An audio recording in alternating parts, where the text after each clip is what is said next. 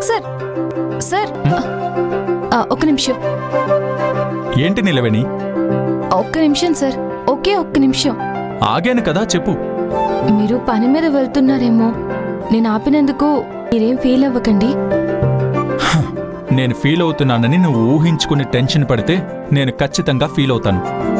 అదేం లేదు సార్, నేను మిమ్మల్ని ఆగమన్నది మీకొక మాట చెప్పడానికే. చెప్పు నిలవేణి. మీకు ఈ మాట చెప్తే ఏం అనుకోరు కదా? లేదు.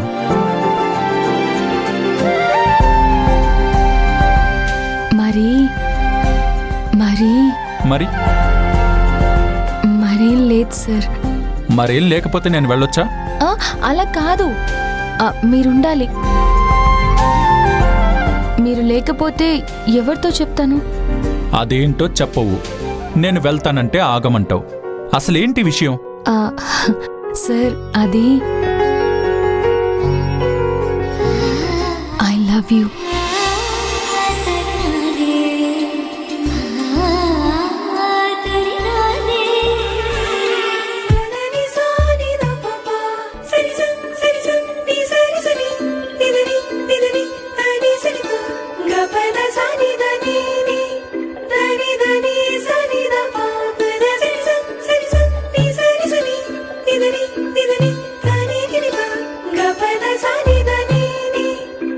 నిజంగా నువ్వేనా ఈ మాట చెప్పింది?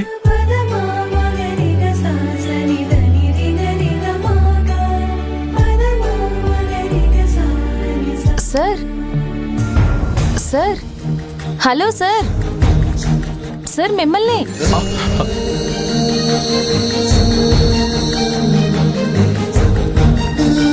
ఏంటి సార్, నేను ఇంకా ఏం చెప్పనే లేదు. నువ్వేం చెప్పలేదా? లేదు, చెప్పాలని అనుకున్నాను. ఈలోపు మీరే నేను చెప్పినట్టు అనేసుకుని నాకన్నా ఎక్కువ మెరుకులు తిరిగిపోతున్నారు సార్. ఓహ్, అలాగా. నీలవేణి మాట చెప్పాలి అంటే ఐ లవ్ యూ చెప్పడానికే ఆగింది అనుకున్నాను.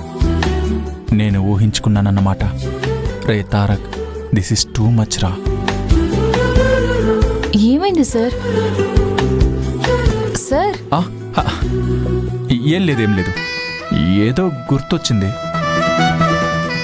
సరే, నువ్వేం చెప్పాలనుకుంటున్నావో చెప్పు.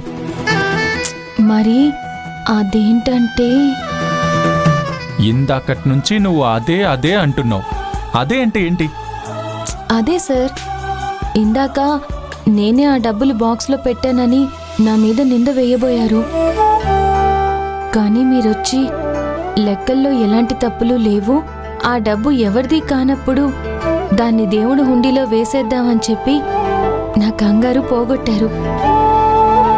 అందుకు మీకు ఎంత పెద్ద థ్యాంక్స్ చెప్పినా తక్కువే. మనలో మనకు థ్యాంక్స్ ఏంటి నిలవేణి? కరెక్టే గాని నేనొక మాట చెప్పాలనుకుంటున్నాను. ఇదిగోండి, ఈ అక్షింతలు తీసుకోండి. ఎందుకు? నా తల మీద చల్లండి. ఇలా నిందపడ్డాక వినాయకుడి దగ్గరికి వెళ్లి కథ చెప్పుకుని అక్షింతలు తల మీద వేసుకోవాలి అంటారు.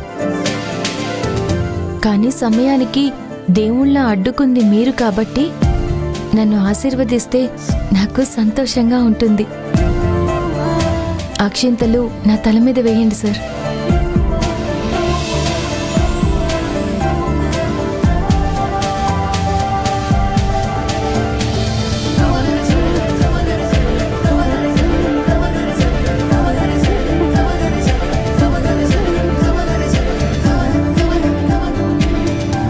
అయ్యో నిలవేణి, అలా దండం పెట్టేస్తావేంటి? తప్పు లేదు, ఏమీ లేదు. మీరు ముందు అక్షింతలు వేయండి.